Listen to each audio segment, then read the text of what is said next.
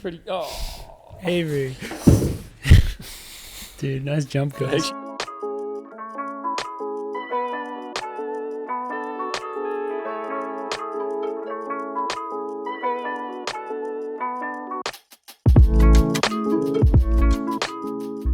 Hello. Welcome to episode 37 of the Coffee Club podcast.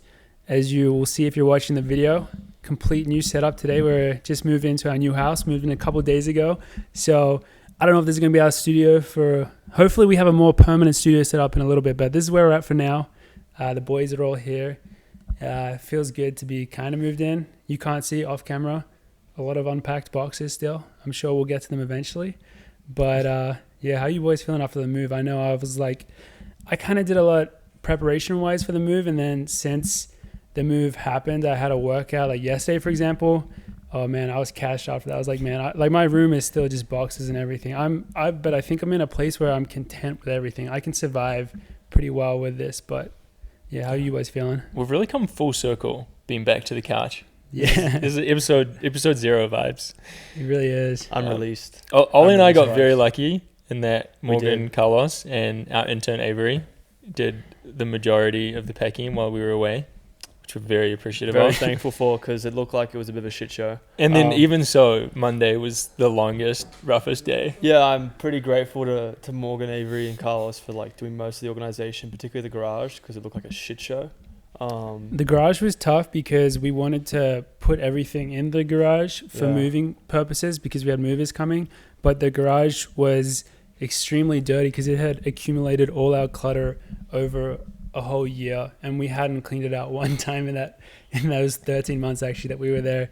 So it was nice to get on top of that though, and then from there everything was pretty easy. And luckily, see, you guys, this is what we were talking about last time, how crazy it was for you guys considering the travel on both sides of it, the Birmingham trip, the pre-trip, all that. California. For California, like you guys have done so much travel, and then, but for us, we could actually do it over like 4 days. So doing it over 4 days and just doing a bit every day was not bad. Some days, if I had a hard workout or a long run, I would do nothing. But then other days when I was feeling inspired, just get in the zone, and get after it.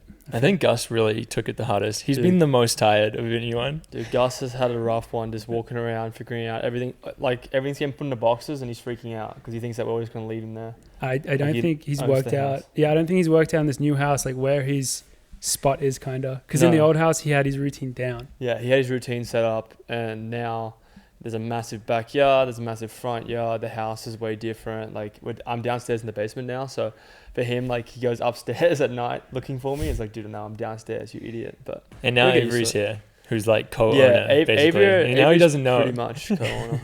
Yeah, so Avery Casillas is our intern / friend doing some training out here for 2 months. He's about to start at the University of Toledo in the fall, and him and Gus have a very close relationship because last time he visited, Olli wasn't here and he slept in Olli's bed. So I think he thought Avery was Olli. I often wonder how good Gus's senses are. Like, when he recognizes a person, do you think he uses smell or sight or what? I think smell. Definitely. think he I think does? it's smell. It has Yeah. to be. Yeah. How excited was he when Avery got to the house? Dude, he was pretty excited. I think Like girl excited? Yeah. Like equivalent to a no, girl he walking in? is similar to a girl where That's what impressive. he does is, you can tell because he'll follow them no matter what they do. Like, he'll just, when they walk around the kitchen table, he would just follow them doing loops and loops and loops if that's what they were to do. And that's how he is with Avery. That's how he is with a lot of the girls. So yeah, Gus is actually pretty happy with Avery here, but yeah, kind of confused. He's still working out the house, but yeah, so that's moving. Honestly, we've come out on the other side of it and already been having very solid long runs / workouts. So I think overall, not too bad. Pretty good. Yeah, so that's moving. The other early things that we wanted to discuss on this show is, one, this week, our coffee club blend, the beans, will rotate. I think it's been 2 months since we started that. And so it's a new batch of beans coming out this week. So get a bag, check out the new blend. Hop on our website, coffeeclubpod.com, and you can see the info for the beans and stuff. We did the testing and all that again. So that's pretty exciting. That should swap over on Saturday of this week. And then the other thing that we have to talk about is kind of clarifying some stuff that we talked about last week. We mentioned, because CPT had just gone on this podcast with Horizon Track Club, and because he was racing the Prefontaine Mile with Olli, And also he did mention Ollie. So it was very relevant to us. So we discussed it, but we didn't discuss it with our facts quite down in terms of, I don't think we got anything too wrong. I think we got carried away mostly by his outfit. It really goes.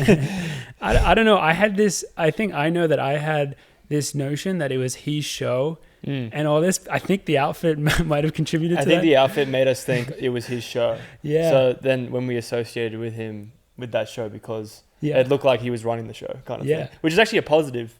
Credit to him. Positive thing, because you think like there's pretty good aura if you think that person actually runs the show. Yeah, but we found out we were wrong about that. We made a bunch of assumptions, and he sent us a message to clear stuff up. And so we just want to pretty much read out that message so that we clear everything up for our viewers as well. He said, 1, I'm not affiliated with Horizon. They do their own thing and just wanted to do a podcast thing with me. So Horizon Track Club is its own thing. They just sent Carlos some clothes. Shout out to them. 2, the way the conversation was set up, I didn't get the chance to name other than 3 runners, but in a story later, I actually tagged much more. So I guess on Instagram, he went back and tagged a bunch of other runners that he didn't mention, such as Josh Kerr, Charlie Grace, Sam Tanner, Neil Gurley. Neil Gurley? No Neil comment. Gurley? No comment. Morgan's getting started on that. Neil, that's how he wrote it, man. Neil Gurley? What is his name? Gourley? Gurley. Gurley. Is it Neil Gurley?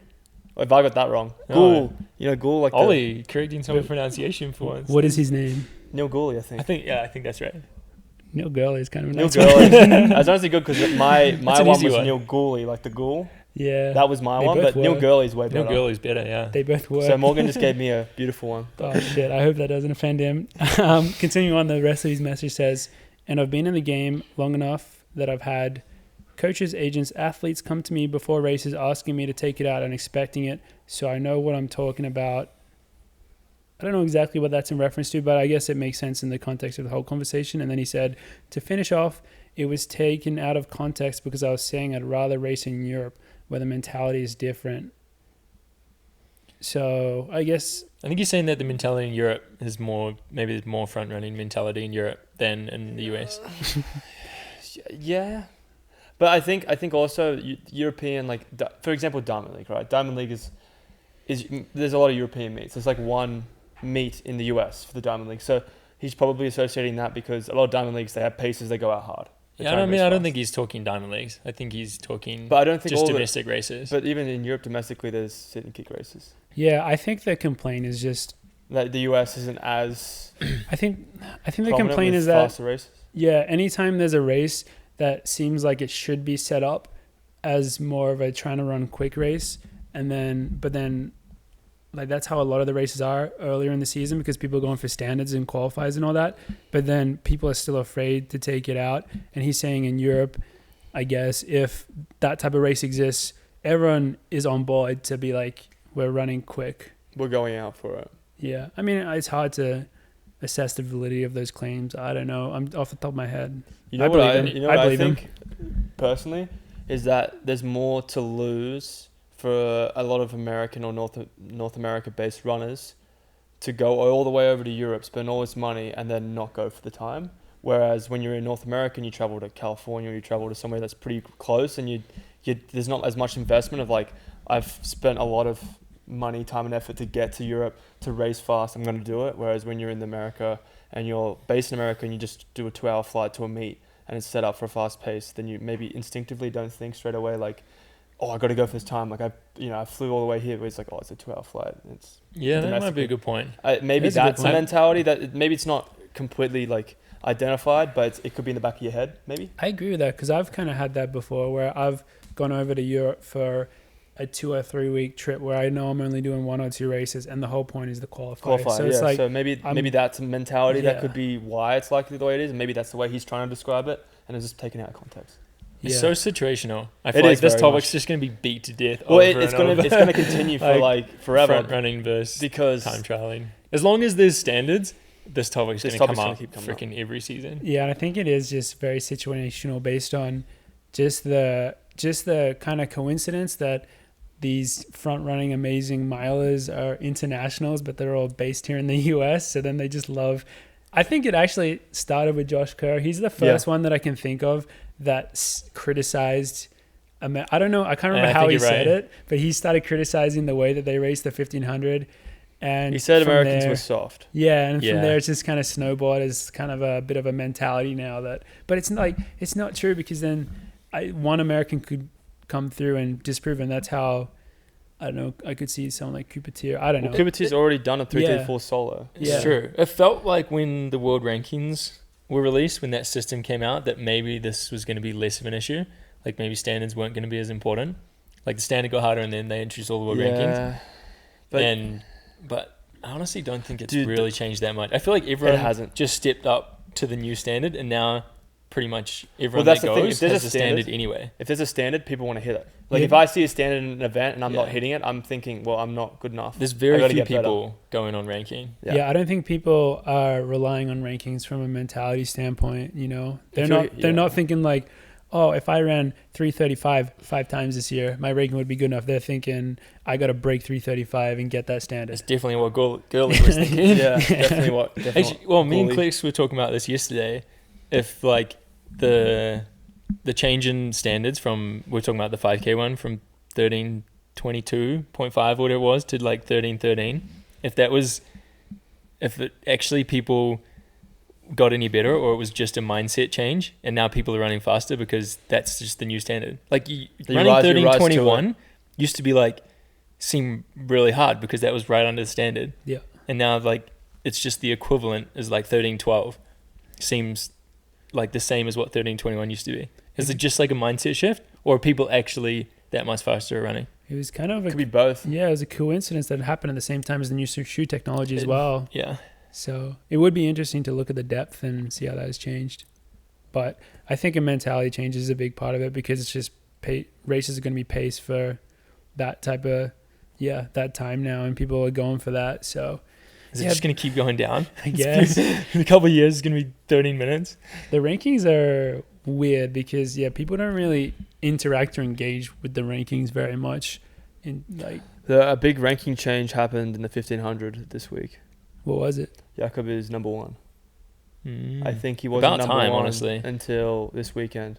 See, it's funny you bring that up because that feels like that should be a big deal. Well, it's just because Chariot, or if you look at when you get to the World Athletics rankings for the events, the top probably 10 rarely see movement going up because it's just like if you're going up, you're beating a lot of these guys in like five. I get that 5 races, right? And an indoor race or a mile. So, for example, with Stewie, and I think the top 3 is Stewie, Chariot, and Jakob.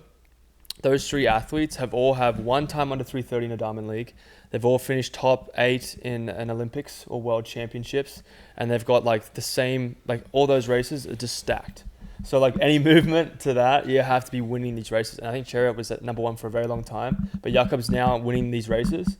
He's just moved now to number 1, which is crazy because like you'd think after the Olympics and after like even after that, and then you just think you'd be moving up. They should away. make a bigger deal about that. They should like have that in a race, especially if Jakob and Chariot are racing each other. They should be like, they should say that the world number 1 ranking is on the line because I know they definitely do that. Oh, they know. I was watching some French Open highlights today, and they definitely do that in tennis. Like they're like, if this person like wins this tournament, they'll be ranked number 1 in the world after this. I think Chariot had number 1 ranking in the 1500 for a very long time too. So like that's a big shift, and if it was talked about a lot more, publicized better, it would be pretty cool. But you know, that's the one thing I noticed with the rankings. Yeah, in the 1500. it is weird because at the end of the day, it doesn't have the meaning in our sport yet what it has in a different sport. Because tennis is a great example. If you're the number 1 rank in the world, that's such a big deal. But in our sport, you could be ranked 15th in the world. Shit, you could be not ranked. But if you go win world champs or you win Olympic gold, that's all that matters. You know what I mean? So it's still, the ranking meaning just isn't quite there compared to the meaning that we, give to the other stuff that already exists in the sport, which I guess maybe that'll shift because the rankings are new. Could They are pretty change new. because they are Yeah. new. But Using other sports rankings and be around for decades. yeah, I just don't pay attention to them, and I'm not sure if the fans pay attention to them either. But but fans can only pay attention if someone's publicizing it. Like they always talk about like how many weeks someone's been at number one in tennis and in golf. Like Well, you can look the at that. number of weeks, consecutive weeks at number one. Like that would be a cool thing to. You can look at that in World Yeah. Athletics. Like, I mean- for me, I can look at. I was ranked 4th in the world, and it shows me the consecutive amount of weeks. See, that's cool. So what's your ranking right now? 5th, but I'm just 5th. Like I Kept saying again. no, nowhere near.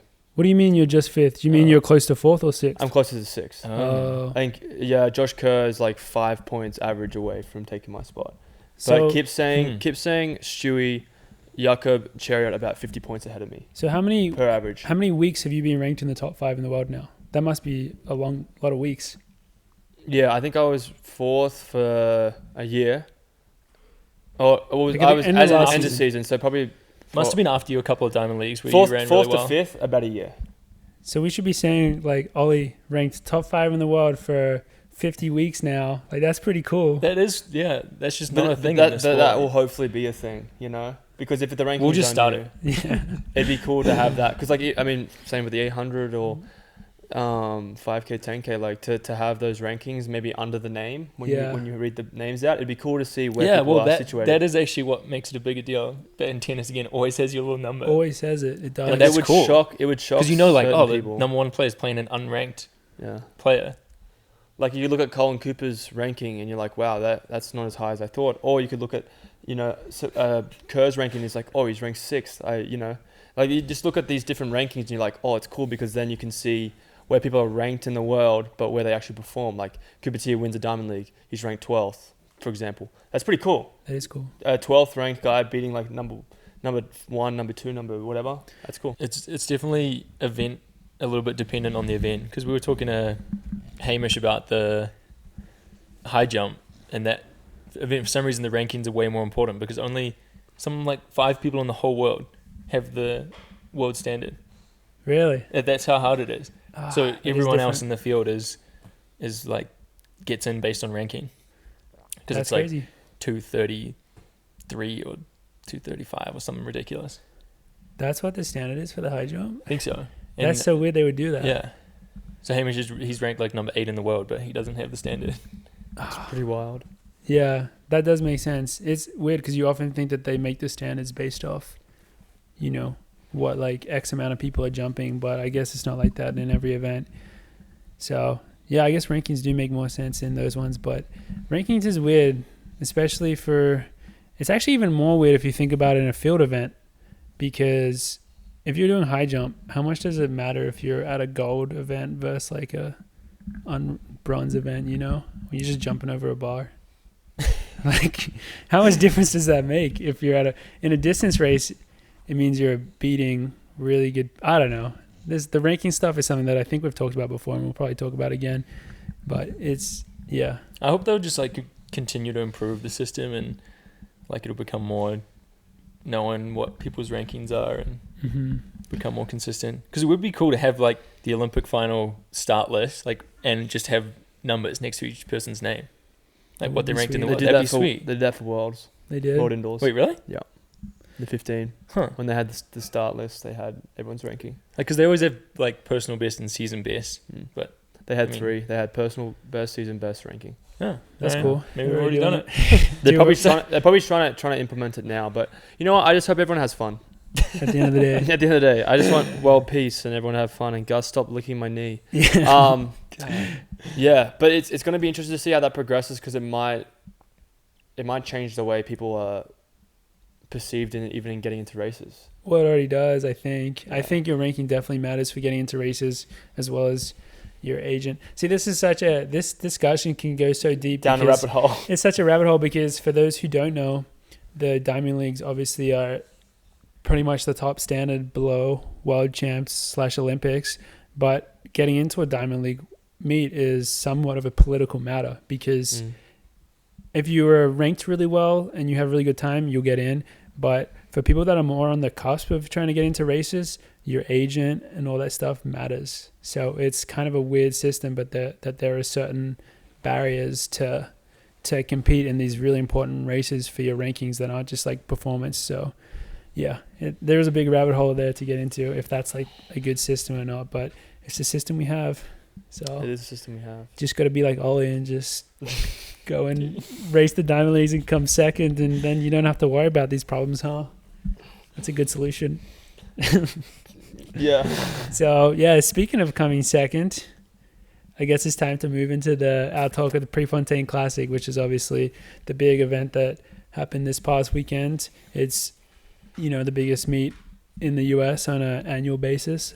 Obviously this year we have the world champs in the same stadium, so that'll be the biggest one. But it's a massive meet, and especially this year it was really special because they had the US 10K champs on the Friday night as well. And I think everyone knows that from a distance standpoint, the US has just been getting better and better in the past few years, and the standard is so high now.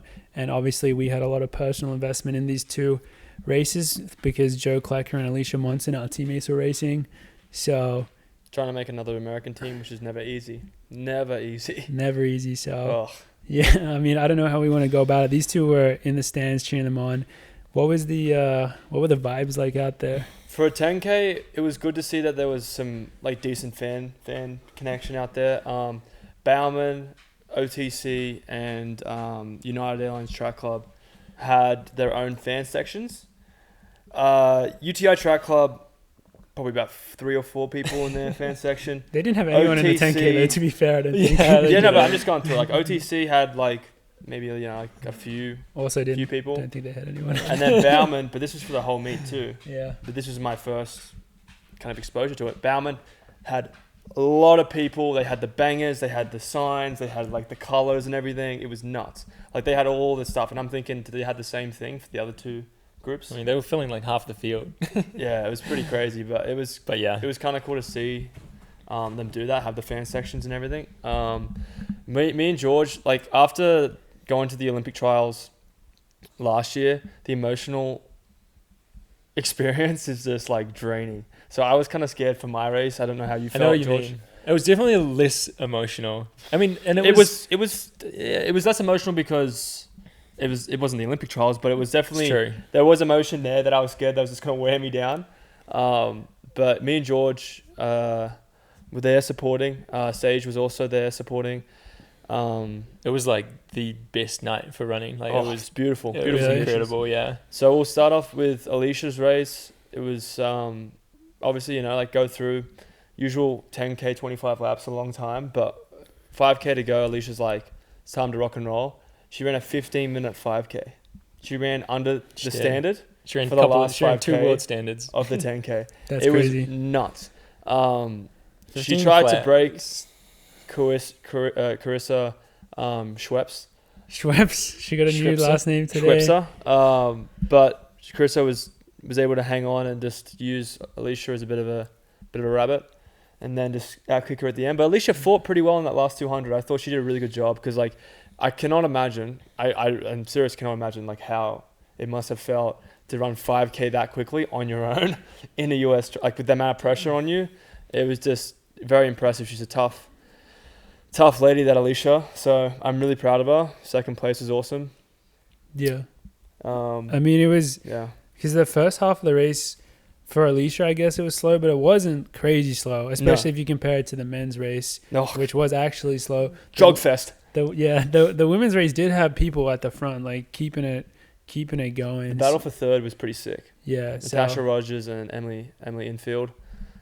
She was on the outfield because she was running around the track. But she and Natasha Rogers That's a good point. fought really well, and it was great to see. And obviously, it sucks to get fourth and not make the team, but she fought really hard. And Natasha Rogers, I think the last time she made a team was 10 years ago. I think she didn't did make it. Oh, she didn't make make it. She placed, I think she came. and So, she didn't yeah. have the standard. Yeah. Yeah. And the standard's probably like 2 minutes quicker now, and she's run the standard and made it. So like, what a great story. Congratulations to her. I mean, but I think the biggest story of that race was the fact that Elise wasn't running. Elise Changed was it a running. lot. For Changed it a lot. I completely that forgot threw a about big her. spanner in the works a few days before. Yeah, she sent that, wasn't really cryptic, but she sent that Instagram post out saying that she hasn't been feeling herself in training. I'm guessing that means that she's injured.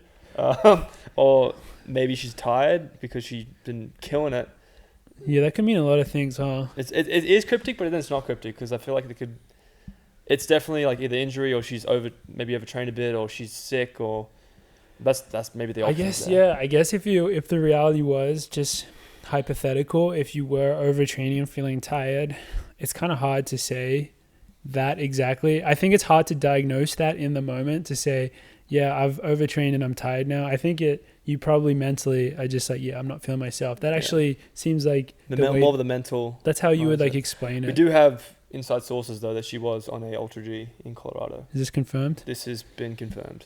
Her dad does own an Ultra G.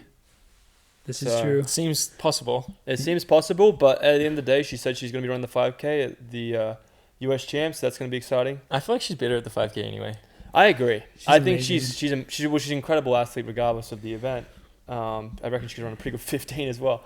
But I think the 5K is probably going to be her sweet spot. Yeah, but it was a sick race. I mean, credit to Carissa for getting the win, but Matt Wisner after Achilles surgery, right? Yeah, coming back from surgery and all that. Matt Wisner had a good tweet that was something along the lines of, Carissa may have got the win, but Alicia was the main character of this race. She's the people's champ. She was the one that, when she made her move, it was so decisive. And the runners behind her, the women, they were all these amazing athletes. And the way that she was able to just tear that field apart and just... She put 40 seconds on them. Yeah, 40 seconds, it's ridiculous to be able to go to the front and do that. And obviously, you'd like to be rewarded with a first place. But I think, like in the context of the season, that's still such an amazing performance. And moving forward, you feel really good about doing that. You can't be disappointed with that because Carissa... Obviously, those two girls are just so far ahead of everyone else in the US for the 10K right now. And I saw a lot of tweets, and I did feel it too, obviously being a teammate because I'm very biased. But people were like, man, I wish Elisa won that race because of how she ran it, you know? It was very, very commendable. Well, once Alicia starts speed work. Yeah, she hasn't touched speed work yet, guys. Just making that clear. She's not touched speed work. The only thing she's really been doing is she's been doing 2 hours in elliptical. Just cross training? Just cross training. She hasn't even started running yet. When she starts running? Yeah, she's just been doing cross training, eating a lot of cheese. Decent rust buster. Yeah, decent rust buster for the monsoon. But it was great to see her.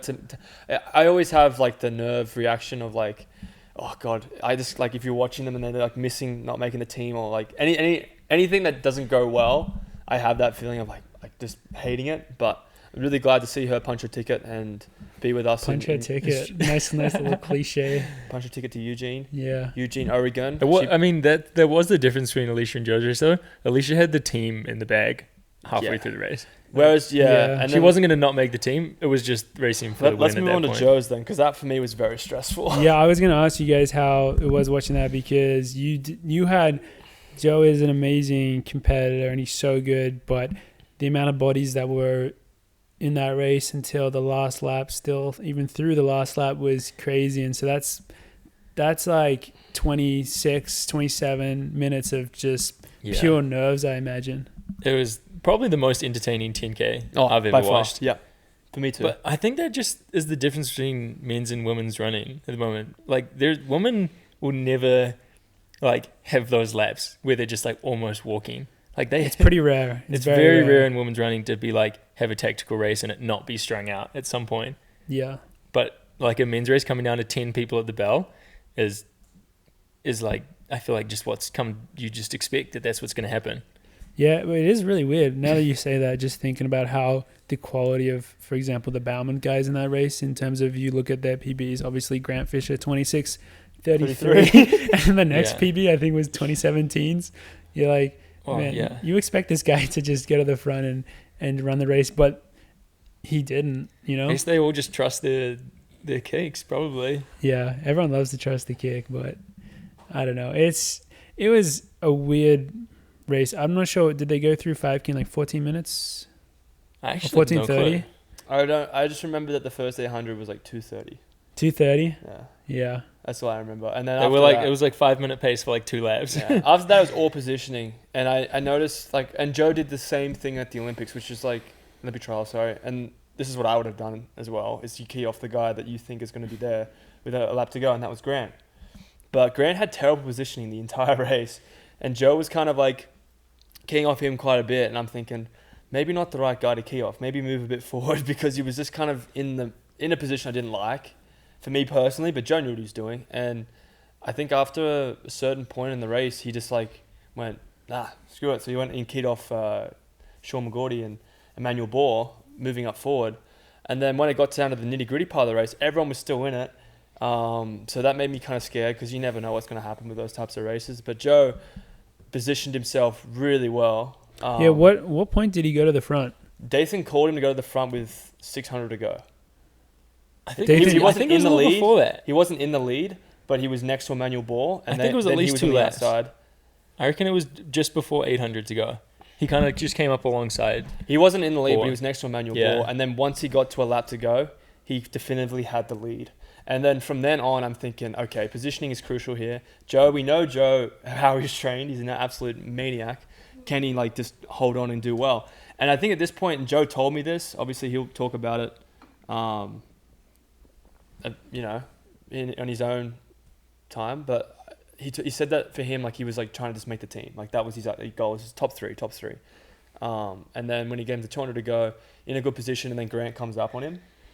And then he thought that Grant was just going to take off, and then he was just going to lose him. And then he said Grant wasn't going anywhere. And then if you watch the clip, which is so sick, he looks over at Grant and starts going. He's like, oh shit, I can win this. And then he just comes through and just goes like that and just wins it. And I kid you not, Dathan said about 100 swear words, was jumping up and down, just sprinted down. And it was so exciting to just to be there, the energy and everything. His parents were there, his sisters were there. It was pretty awesome. And I was so happy for him. The guy works so hard, and he's his first pro win. Really? First pro win, and like going through college, like he was obviously notable seconds at NCAAs. He never really had his win, and this was his, and it was fantastic to be there and to enjoy and celebrate with him. The coolest thing as well, I think, was that I think this is the first non-Nike athlete to win the 10K at the US Champs for a very long time. Because if you look back at it, you have Woody Kincaid, you have Galen Rupp, you have Dathan Ritzenhein, you have... Yeah, I think Galen won it for like 8 years in a row. And you have all these Nike athletes that have won it for so long. I think Joe's like the first one in a very long time to not have a tick on his chest and cross that line, winning a US title in the 10. So that's really cool for On. Hey, especially to do it in their backyard as well. Yeah, exactly. So really, really proud of him. Super exciting, and yeah, it was just great to be there. I think Jordy and I definitely got the energy, and it was great. Yeah, I would say watching on the TV, it was really good when Joe went to the front because you knew he was going to be clear of a lot of the jostling and stuff that can happen in those last couple of laps. But at the same time, during that last 400, when you just saw the caliber of athletes that were lining up behind him, it was kind of like, all right, which one is going to start a fat kick? And then, yeah, as you said, it didn't really happen. Grant went past him. And I think Grant, at one point, with 100 to go, was in front of Joe. He definitely had a little gap on him. He had a gap on Joe, but then it just didn't... It seemed like he went all out. Like, he already hit his gear, whereas Joe looked like he had another gear. Yeah. So, it was pretty sick to see Joe just look over and go, he's not going anywhere. Yeah. And Joe had another gear. And Joe stayed relaxed and came through the line, and it was a very, very exciting 10K. So yeah, it was good to be there and to credit to Sean making the team on the last final meters. Dude, Bowerman know how to do the Achilles surgery comeback. They really do. They have two athletes. Got that nailed. They've got the nailed Achilles secret? surgery, and then head in and just make the team for Worlds. It's pretty Achilles impressive. surgery, then make the team. Yeah. That was wild to think that Bohr would have made it if he didn't fall over. He looked like he was looking like he was turning around a lot with 50 meters. Like, dude, just look at front, stay relaxed, keep going. Like, because he was trying to like maybe cover it. I don't know what he was doing, but he kept turning around and he just fell. I guess you're just completely exhausted. Your at that legs. point I in mean, time. I can't imagine it with a 10K, but it just looked like he was like too focused on what was behind him and should have just kept. Yeah. He was so close, it was heartbreaking. How tired do your legs have to be to fall with 10 meters to go? Like, they got to be so... Jelly legs. Yeah. Jelly legs. Absolutely.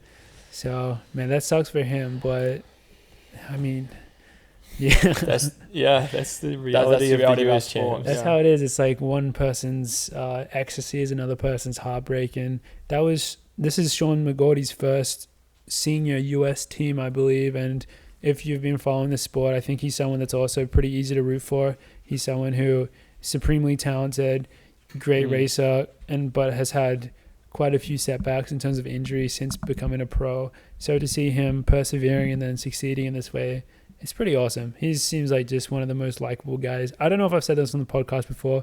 Those Stanford guys, man, they're just so perfect. I hate it.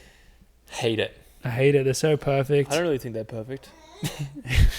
Yeah, exactly, guys. Yeah, it's just like they just seem like the nicest people in the world. They got a nice Stanford degree, and they're just these amazing runners. So, yeah, you definitely are happy to see them succeed, I guess, even though you're jealous of how great they are. And how handsome they are. Yeah, they all actually are pretty good looking. And so then the rest of the Friday night was all these world record attempt races. Did you guys stick around for them? Or you guys No. No.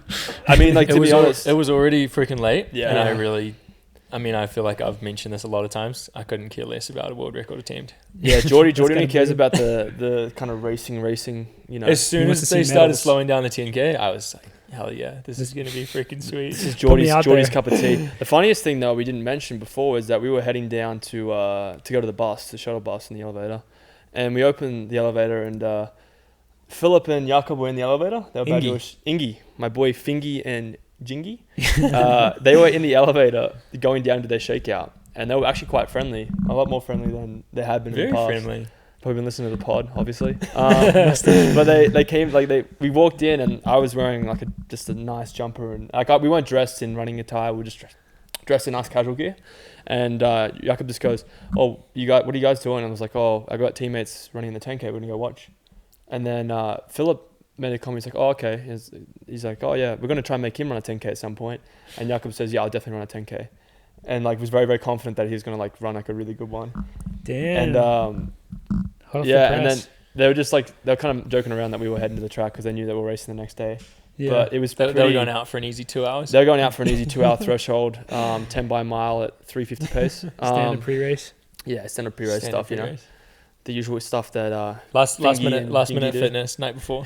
Yeah. So Jakob said he's racing a 10K this year or just at some point? No, I think At some point. it was pretty vague. Yeah, I think he It was wouldn't just, be any surprise. Yeah, because he kind of asked me if I'd run a 10K, and I was like, God no, mate. Yeah. God, Hasn't no. he's run He's sub on the road. 28 on the roads, right? Yeah. 27 something on the roads. Yeah, I mean, especially the way they train. Yeah. Doesn't he run Like 1,000 miles a week. Yeah, so it's pretty Why would you natural. not run a 10K? Pretty natural. I could see him. I could running definitely something see stupid. it. But no, we didn't stick around for the world records because we had a pretty good suspicion that wasn't going to go down, Yeah. and it didn't. It was Chapter guy is a bit of a showman, though, I feel like, because it seems like he got behind the guy, another Ethiopian guy. I can't remember his name. I'm sorry, but he kind of didn't take the lead after that when they knew they weren't going to get the time. He kind of just slipped back into second, closed hard, celebrated. He was wearing a prototype of the new Nike shoes that are probably coming out, but he's a cool dude, man. I feel like he's pretty cool dude. I kind of agree with George, like the world record attempt, if there's no one else going for it and there's just one guy running around the track, it's hard to be that invested in it. And I feel like it would have been cool if they just put all the athletes together and just forgot about the 5K. Yeah. Imagine if all those guys were in the George's 5K the next day. It would have been pretty sick. Would have been. Yeah. Well, they should have had just all of the 5K that night when it was freaking nice. It was beautiful conditions. It was horrible the It was next day. if you were going to run a world record, Especially it was that the weather to do freaking it. Arigawi. They had the wrong dude going for the world record based on the next day. Yeah. It was weird. It's like you feel like if there's a world record attempt, then people are going to be really, really on it. And they were just a little bit off, especially with the conditions being really good. But I don't know. I guess a world record attempt is tough in that way because, yeah, once you put that out there, anything less than that is a disappointment. It is, yeah. So- And I mean, I got a name for Arigawi. What is it? Ara Mahi Mahi. Actually, that doesn't work very well. It's very Kiwi of you. Mahi Mahi. Isn't that a fish? Oh, that is fish. Yeah. Mahi Mahi. What do you say, George? Ara Mahi Mahi. Do the Mahi is work. so mahi means work in Yeah. Maori as well. There you go, a bit of a double meaning. Geordie's fluent in Oh, in yeah. Maori. Today. Yeah, it was hard to get invested in that. As a fan of the sport, it's hard to be invested in that because I'm probably gonna be more invested in the Diamond League 5K the next day because I think it's gonna be a cool race. But Yeah, if they you do definitely could have combined those two fields. They were both really small fields. Well, how many was? Surprising. There's only 11, right? In There was the 11 in my race. yeah. That There is was really more. good. There was There like was 5 more. more people in Yeah, the mile. there was 5 more people than in the in mile. the 5K. Yeah. That's so weird. It's nuts, man. And Yeah. like, I mean, to be honest, personally, I think the mile and the 1500s, the past 2 Diamond Leagues, have been way too many people in them, and I feel like At least no one fell this time. that is true. That It is definitely true. made the mile entertaining. With more bodies. Yeah. Yeah. Like this one. Yeah, Freaking sweet race. It did, but it's also extremely dangerous to start with 17 guys on a line on a curve. That is a lot. It's very dangerous. Like, if you're considering the fall that we had in Birmingham, the amount of guys trying to get to, like, everyone knows it's gone quick. It's pretty dangerous. Like, you shouldn't have that many people on the line. Do you fit 17 people in one line? They did, yeah. Yeah, Yeah, they you just did it don't- on a you- But single line. Sawinski wasn't on the track. Sawinski was literally off the track. Oh, okay. Yeah. Yeah. That's what I was wondering how they were There's a going to do photo that. of him next to who's he next to? Oh, I can't remember. I thought it might have been Colin Salami, but it's what? That's a good one. Yeah, Colin that's good. Salami. Mr. Salami. Mr. Salami, with Mr. Lynx as his coach. I like to call him that. He smells like Lynx. Lynx, that's a deodorant for anyone who's wondering. Axe. It's called Axe. I called Axe here, so Come I on. apologize. Mr. Axe body spray. Yeah. But they were literally, he wasn't even on the track. Like, Yeah. it was I mean, pretty that was crazy. like us at Sound. We were just standing in the dirt. Yeah, but There's that's still 40 people in that that 5K. Yeah, that 5K was also too many people. But Yeah. you're gonna fit people into meets like that. But a Diamond League, you I should mean, structure the meet appropriately with the right. It's a amount bummer of having people. a lot of people right at the start, but once you're in the race, bodies are good. Like, you want I bodies don't to agree race. with that for a mile because I want better positioning. Like for a race, for a championship race, maybe. But I think for a 5K, like if you had 11, I think for a 5K 17 is a pretty good number. Yeah, that'd be good in a 5K for Yeah. sure. You can easily have as many as the mile, if not. Like, you can have More. 20. Yeah, in a 5K. You could have 20 in the 5K. Especially if they're running as quick as the Yeah, pace as was. long as it's strung out. Yeah, doesn't really matter as much. But yeah, I guess we're talking about the Saturday because there's not much to talk about. There's one record attempts. Well, Just like, and then They the didn't one get thing him. we can That's get the off the world summary. records attempts is that they were attempted and they didn't happen. yeah, And I mean, we know who Cheptegei is. He's a fucking amazing athlete, but already has the world record. already has the world record. But it just wasn't the place to do it. It just wasn't. And I think, yeah, it was a bit of a disappointment. Yeah. So Done. it is what it is. Moving is on what to it is. the actual Diamond League part of it, which was what these boys were racing in. It was Maybe one right before the Diamond League. Gurley and Tanner getting the standard. yeah. Oh, Right yeah. before. Dude, that was so Girl. annoying. You know what was so annoying is that wasn't on TV. There was no way Wait, to watch. really? There was no way to watch The stream that. started after that? Yeah, really annoying. Dude, hashtag not good for the Weird. sport. Why the hell would you not do that? The international 1500 meter had a great field too. 2 years in a row, won by a Kiwi. Gonna have to keep that Oh, that that's streak That's alive. fantastic. Apparently George. they said that over That's fantastic. That's the pretty cool. loudspeaker. Dude, I can't wait for Olli Chiggy to come in for the 1500 next year and win it. I can't wait for Nick Willis to make a comeback. Willis will have to take it on. next Willis is year. coming back for it. But yeah, That's very disappointing. And obviously, congratulations to Sam Tina. 3:34. Neil Gurley big time. finally gets under the standard. He's been chasing, and it was actually a pretty good race by a lot of people. I think a lot of people ran pretty quick. I think Prekel PB'd too, but he said He did. 36 236 low, did. maybe. yeah. for fourth. Yeah. I can't wait for 5 years from now when we're talking about Prekel and we go like, wow, this guy's run under 338 150 times in his Yeah. career. He's Honestly, gonna be like he's gonna be that guy. he's gonna be like Sawinski running under 150 200 times. no doubt in my mind he's gonna be that guy. He's yeah. gonna be like So sub. consistent. Yeah. But that 1500 was cool. It's very disappointing that it didn't Hmm. broadcast that. Yeah, what was the conditions like during the day? Did they get worse throughout the day, or are they always pretty Yeah, average? mixed It bag. got I'd say. progressively worse. It did think. go from like sometimes a little bit good, then it would It go definitely bad again. every 5 minutes it was changing. Yeah, but it got progressively worse. Yeah, that is a shame. So, I mean, we can talk about George's 5K because that was pretty early on. Yeah. a weird race, man. Like watching It was a weird race to very watch. hard to watch because it was so split up. So Mm. and they only really Within show like a mile. the Yeah, winner. yeah, honestly. Well, what do you know what you went out in? For the mile? Yeah, I feel like The front, like 4:09, like right at maybe 4:10. I think the pace was like 62.5 at the front. Yeah, I don't know, had Arigawi gone off by then on his own?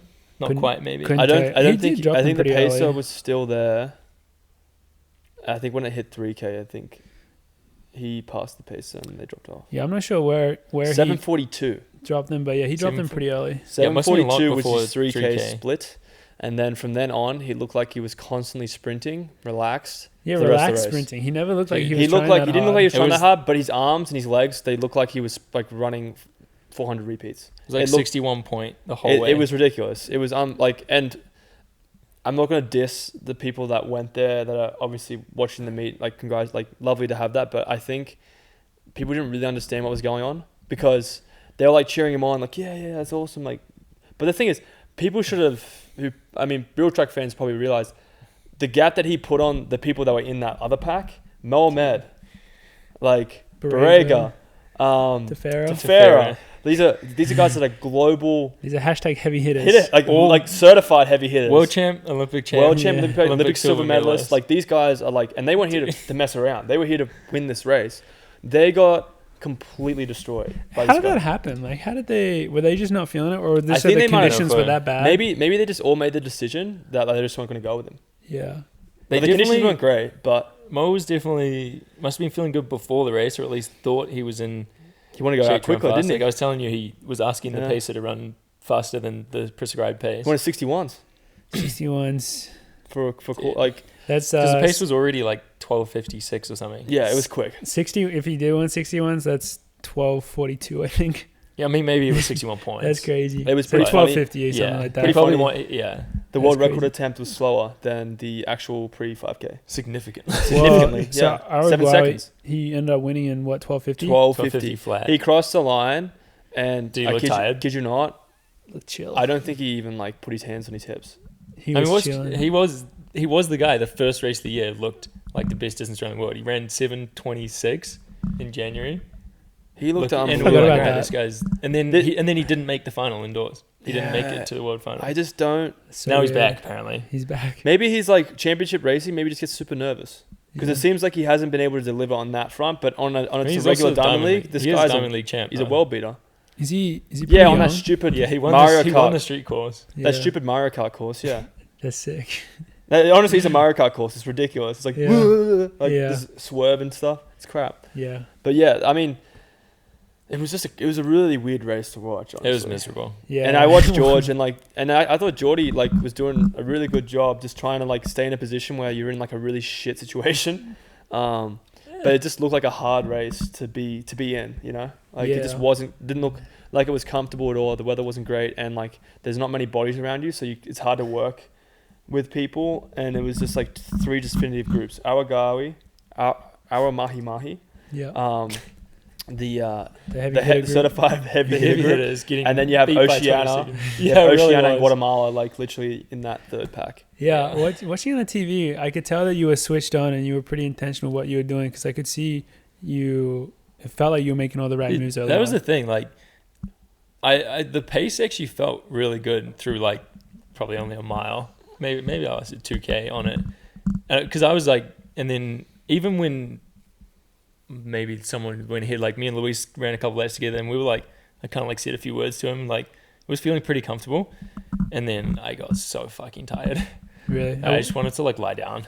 After okay to go No, really, probably like earlier. I don't know, halfway maybe. I mean the I travel. was just exhausted. Yeah, the back to back And is pretty hard to go from the UK, you know, to pre and then run a fight. Like it's just a hard thing to do. Like if you're not used to it. That was the other thing that I thought watching a bunch of the athletes race. I think it was pretty hit and miss with the people that went back to back Birmingham pre. And I think it is always like this when people race back to back. It's pretty hit and miss because that's kind of how I felt about even some of the people in your race, Olli, and some of the other guys that were out there. Like some of them just seemed a little tired, and I was like, yeah, it's probably the travel. Yeah, honestly is, and particularly for people that we have an advantage because we're so used to this time zone. But a lot of those like African guys and stuff, they're not used to like the UK time zone, and they got to come over this time zone. Like it's a very different. Like it's just hard, you know. And especially if the race is getting split up that much, like that's when it would be so nice to have more than 10 people in the race. Because That's there's what I'm saying, there just should be so more few people. people around Yeah. you. It's not super motivating. No, Yeah. it isn't, and I think that's It's like why it's like raining. There's like 2 people next to you. It's like fuck. they'll learn this from their mistakes. is Hopefully, Miserable. Yeah, and then you got to try to lead that pack, and it's like Yeah, it like I takes was a lot of already effort. leading the chase Yeah. pack after like you 2K, don't like 2.5K. leading too, so that early. Usually in the last 10 meters, you like leading. George prefers leading the last 10 10 meters. yeah. But I think next time they'll hopefully learn from that mistake and put that 5K record thing in the past, and then just put these two amazing, talented fields together. Yeah, So ideally, they would have just kept it at a 3K. I feel like that was the main reason I was in pre. Was that originally it was a 3K. You're correct. Usually it's a 2 mile. It was a 2 mile last year. Yeah, but it was 3K, and then only a few weeks before the race, it had been switched to a 5K because people were requesting it apparently. Interesting. Yeah. Well. Anyway, there's always more races. Always more races. Yeah. It was, I don't know, it was a tough one, but yeah, moving on from that. Before we get to the Bowerman Mile, we should talk about the women's 800 because we had Sage Herda in there, and she's definitely, it's been a big thing for her recently. Very focused on racing rather than worrying about, I think, time or anything else, and it's really well reflected in the way that she goes out there and gets after it. It's like she was, for a lot of that race, just in the perfect spot. I mean, it's very similar to how we talked about her race in Birmingham, where she's puts herself up there, and then, I mean, the girls that she's racing against are so amazing. So, like, it's tough when they come around you at the end and they have these big kicks that they've been saving up, but I feel like she's doing a great job, huh? I agree. I think anybody coming out from college to run professionally, your dream is to run Diamond League races, and not just to run them, but to compete, and that's what Sage is doing. That's her second sub to 800 PB. She's running against Keely Hodgkinson, who's like one of the best 800-meter runners in the world. I think she's just done an amazing job being able to like compose herself and run so well in such a deep field, and it's actually good promise for the US trials, I think, because the way she's positioned, and we know how strong Sage is from a strength background in Colorado. The rounds are just going to help her at the US champs, and I think she's got a real good shot at making that world's team, and that's what she's obviously aiming for, and the confidence too, you can see it coming through.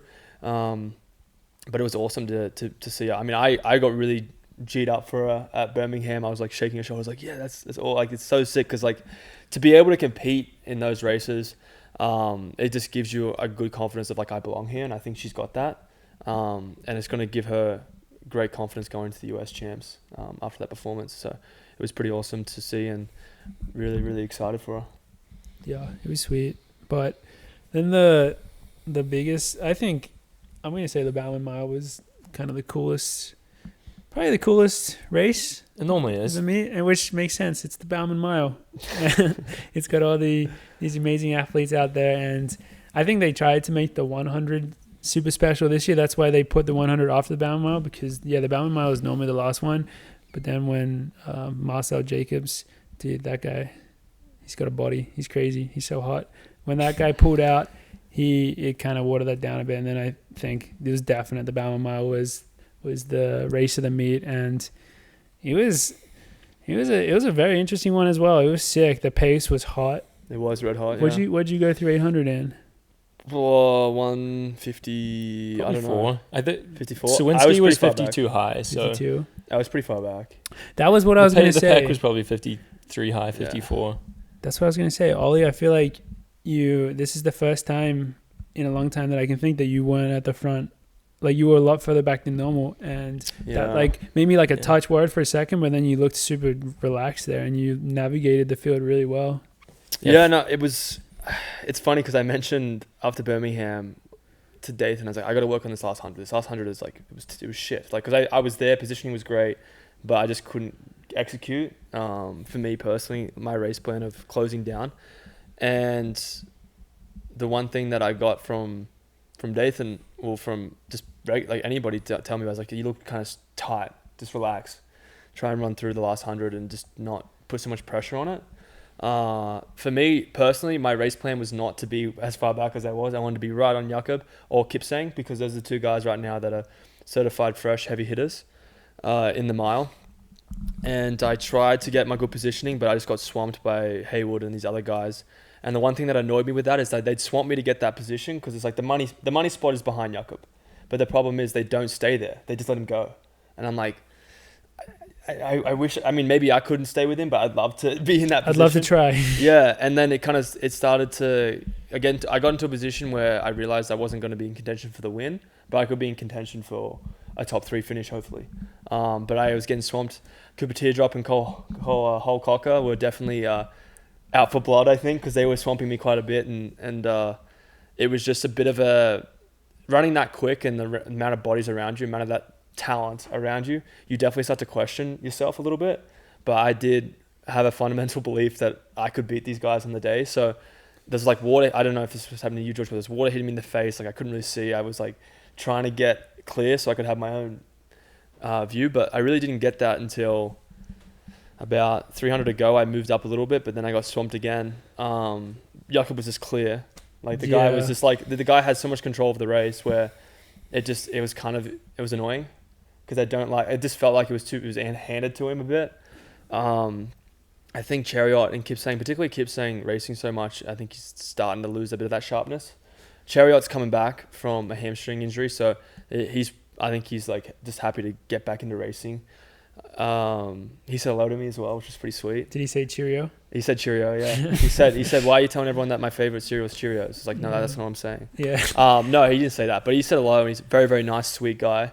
But yeah, I really wish I was up there further up. And then I remember going around 200 meters to go, and I was thinking, well, it's now or never. This is the kick. And I got into lane 3, I think, or lane 2, or I went outside and I just stayed relaxed, and then I was able to come away with a second place finish. So it was a great finish for me. I just wanted to be further up, but hopefully I'll get that chance in Oslo.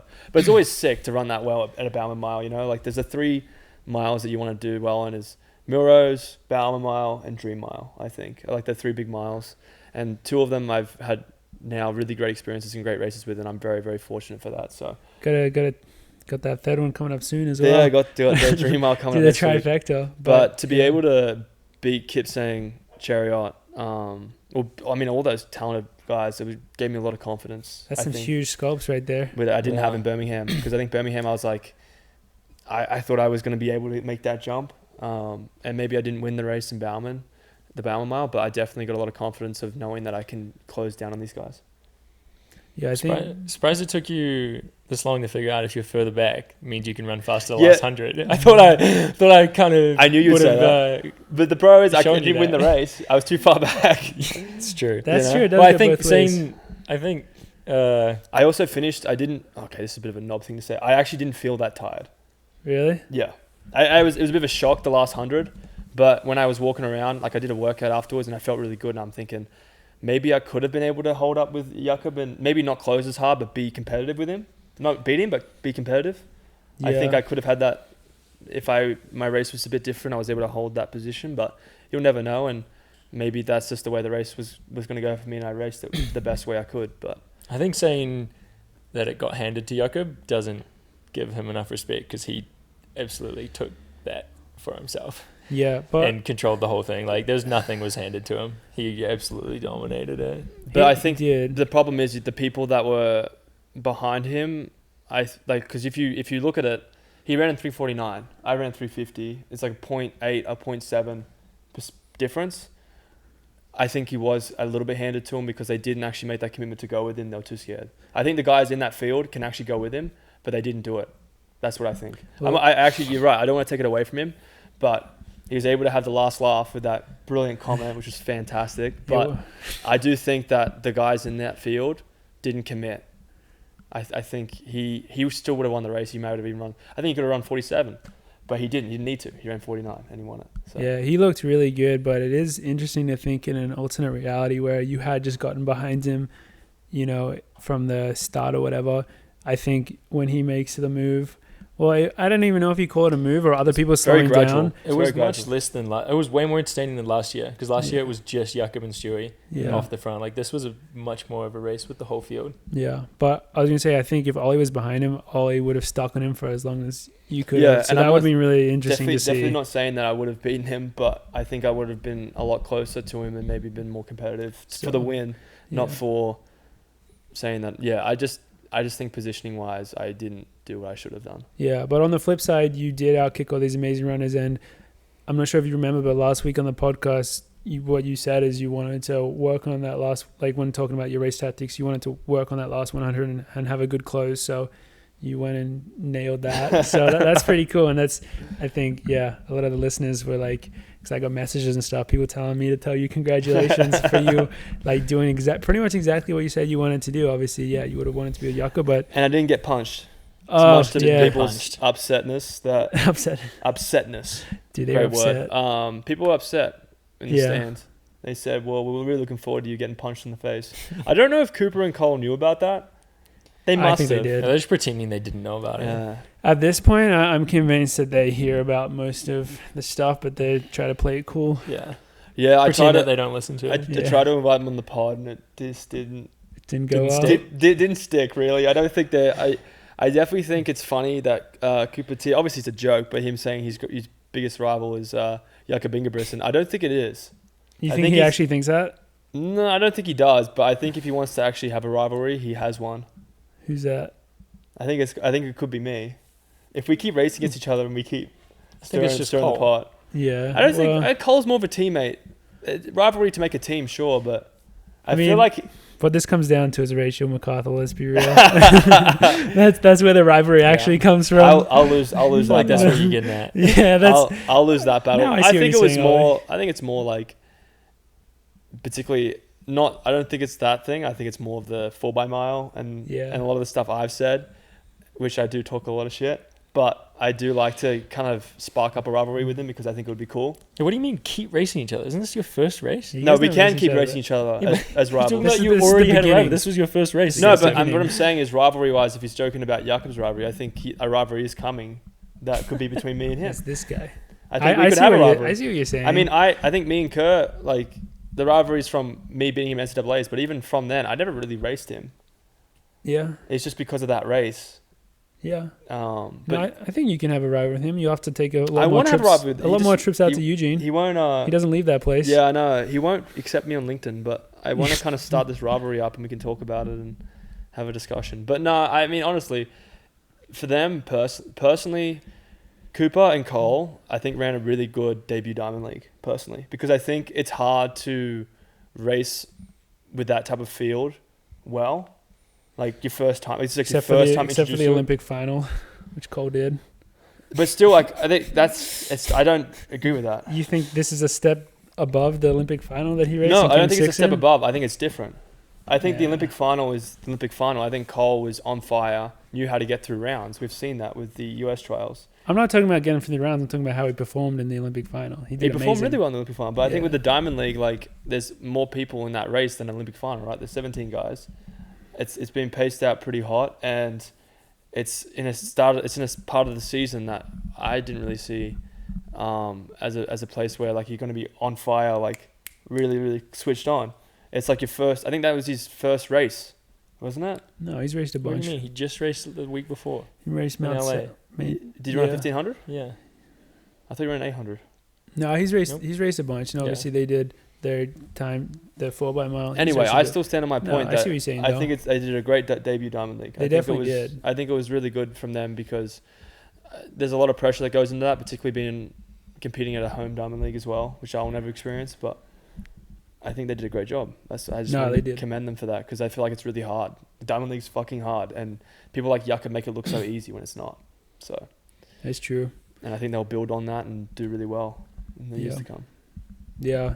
The Jakob statement after the race was funny. Jakob does keep saying funny stuff after races now. I feel like he can get away with doing whatever the fuck he wants, he should. Did you see his other comment about like what he might race? What did he say? He said he might do a 3K, 5K, 10K, half marathon, but he says his schedule might not allow. That was at the European Champs. Yeah. Yeah, they asked him about doubling at Worlds, and he said yes to doubling, I'm pretty sure. And then they 1500 5K. And then they said, what do you want to do at European Champs? And that's what he said. Yeah, he said 15, 3K, 5K. Like he's just naming all these events. He's like, but I don't know if that's possible. Yeah, he's an animal. He's a different beast right now. He's a funny dude. And yeah, he's talking about the 1500. It was, what was the quote?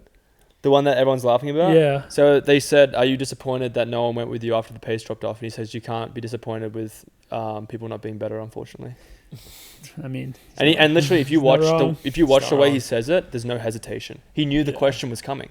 He had it prepared in his head. Yeah. And a guy like that saying that sort of thing is just like you're just building this mountain of confidence. I don't know if he had it prepared. I think that's just literally what he thought. They just asked him if what he thought of no one helping him. I feel like he's pretty pragmatic with that type of stuff. It was just what came out. It was exactly what he thought. Now, you wouldn't expect someone to say that, but yeah. He didn't even think twice about it. Yeah, it's pretty funny. The other thing that you guys brought up, which was interesting, I didn't really notice this a ton on the camera. I guess I wasn't looking for it, but you guys brought up how the crowd was a little bit lackluster at Hayward, Crowd which was really surprised small. me. This is Tracktown, USA, baby. This is Hayward, Tracktown, Hayward Magic, baby. Tracktown, USA. Hayward, the best place on the planet for track. Seriously. So It's definitely not the best place was on the planet for track. What was the capacity? Capacity was, Like, I how think for the full was it? stadium, it's supposed to be 18,000 for the World Champs. It is currently not because they do not have the seating there yet. And they literally did not have, I think on the other side, the back straight, they had literally taped up all these seats to cover it. So I think there was maybe 5,000. Really? Yeah. I guess the numbers are probably out there somewhere. That But it's the like smallest- maybe half full, if that. Smallest it's like Diamond 5 League. to 10K. Smallest Diamond League. That's so weird. Crowd. I mean, it is a weird thing. Like, Eugene is not that big of a town. I guess people there there's a lot of old people there that love track from back in the day, but Probably didn't help that there was forecast like storms. Yeah, but I don't Just agree with that. I today- think you go to any European Diamond League, there will be people in rain jackets there watching. they'll have their ponchos on. I think people overestimate Eugene a lot with it's Tracktown USA, everyone's going to come and watch Eugene. Dude, the ticket costs $1,500 to get there. Number one, if you want to fly So in as a fan. expensive. Number two, it's not like Europe where you can literally get a train or easy access, right, to get into these great meets. And three, personally, it's just I don't think it was well done. I don't think it was Yeah. well run. I think Brussels, all those Monaco, all those massive meets, whatever they've been doing the past few years, they've been killing it because every time I look when I'm watching on TV, the stadium's packed. Yeah. And it's packed for not just the big, the running events. It's packed for everything. There's people clapping, people cheering for the throws. People get really invested in it. Whereas with the Eugene thing with Pre, I just felt like it was a bit underwhelming. You would think with the caliber of that meet, with how many amazing athletes were there, it would be completely packed with crazy track fans and all that. So that is I think a Europeans bit of a feel that too. letdown. Yeah. Europeans are noticing that too because I think not that they wouldn't come to Pre, disappointed? but they're disappointed because this is going to be where World Champs is. But the capacity is already 18,000, which is less than what it should be. It's supposed to be 30,000. And you already have, looking at a stadium where there's been so many events, Hayward Magic. Oh, I can just go to World Champs. Or I can just go to US Trials. There's so much going on at Hayward that maybe people are thinking, oh, I don't need to go to this. It's raining. Yeah. It's just not special because there's just so many meets being put there. Whereas, there's one Brussels Diamond League. That's true. That's probably a factor. There's one Monaco. It probably is you a know? big factor. There's so many There's just so much big shit meets going there. on. And then if you're a kid, you may as well, because I don't know how much tickets cost for Prefontaine Classic. I think but they're expensive. But they're expensive. Yeah, if you're a kid and you're a fan of Because the people there are Whole fans. Cocker and Teardrop, you can just go to a low-key meet and see them and probably interact with them more. Yeah. It's way more chill vibe. So that's really cool to be able to do that as well. So yeah, it's kind of a shame. I mean, It is. I think obviously with Eugene and anything happening there's going to be so much marketing money behind making it seem like it's the biggest thing best ever, place yeah. in the world. It's the best place for track in the world, which is not necessarily true. I don't think it is true at all. And I think one thing I want to get point by the fans there, they were fantastic. They were awesome. Yeah. Everyone was coming up and getting. But the problem is there was a lack of fans. It's- Yeah. Where would sucks. you think the US Diamond League should be held? US Diamond League? Not in Eugene. I think you should hold it somewhere where it's easier access. Eugene's not really easy to get to. But the problem with my opinion is that Eugene has so much history for American track and field. Not for me as an Australian. Obviously there's Pre and everything like that. It was pretty awesome, Oregon. But it's probably a pretty shit answer. But somewhere that's got a big population, LA, somewhere that you could get easy access into. There's a good accommodation for everyone. There's a good stadium. There's good resources there. But we don't really have that in the States. Eugene is the place that has a lot of special meaning to people. It does for me in some way because of NCAAs. But it just sucks. Yeah. It just sucks to get in there. It's a cool town. It's a cool little town. It sucks to get in there. You get into Brussels or you get into Paris. They're just the bigger cities. Easier to get the flights into. Probably easier to get accommodation. The Europeans do a great job running those diamond leagues, but Eugene's just like one of those things out of all those other Diamond League meets that's just a small town, and the capacity to hold worlds is going to be really interesting because a lot of people are probably already struggling for accommodation and just getting resources in there. To answer that question, George, there is probably no other way to have it. You probably should have it in Eugene because that's the best place for history wise, for the track. The stadium's beautiful. It's just really hard to get people there. We got years ahead of us of Olli complaining. Yeah, Eugene. I think Eugene is still a spot because LA, the Mount Sac meet apparently had 5 people in the stands. But that was not marketed well. Yeah, that's probably what that was on USATF. That's not on like the facilities there. It's a massive stadium. Yeah, so that's on marketing and getting the hype up. Maybe when they too big. When they build the Olympic Stadium, yeah, put it in there.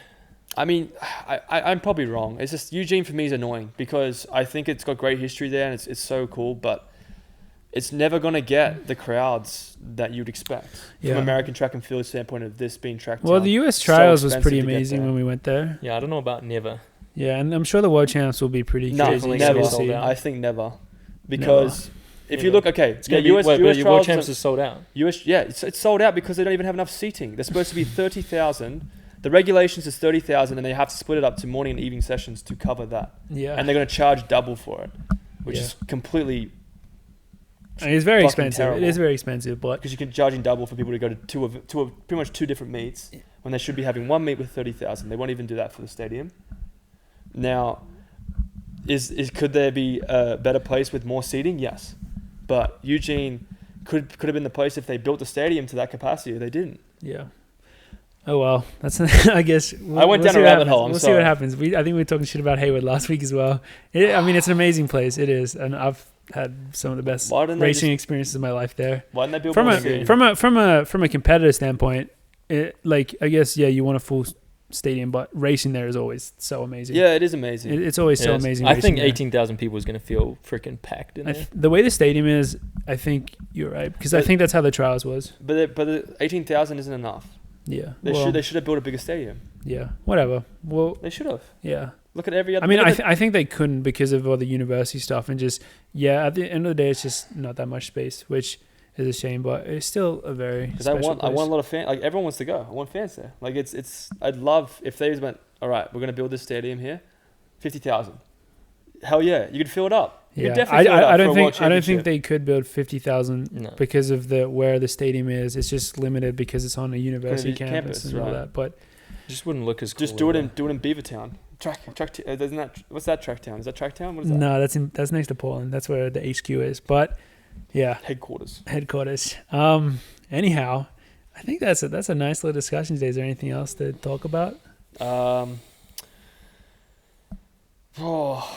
Yeah, I guess I'd like to say next time we do any domestic meets, if you guys do see us, definitely come up. Don't feel shy about it. I just want to make that clear. Like, come up, ask for a photo. We're very happy to give you a photo, autograph, stickers, stuff, and stickers because we're hopefully going to be bringing a lot of stickers to the meets. Yeah. We'd love to hand them out to you guys, particularly to fans of the pod. So don't be hesitant or shy. Come up, say hello. You can hear some Olli complaints in person. You can hear me complaining about Haywood in person.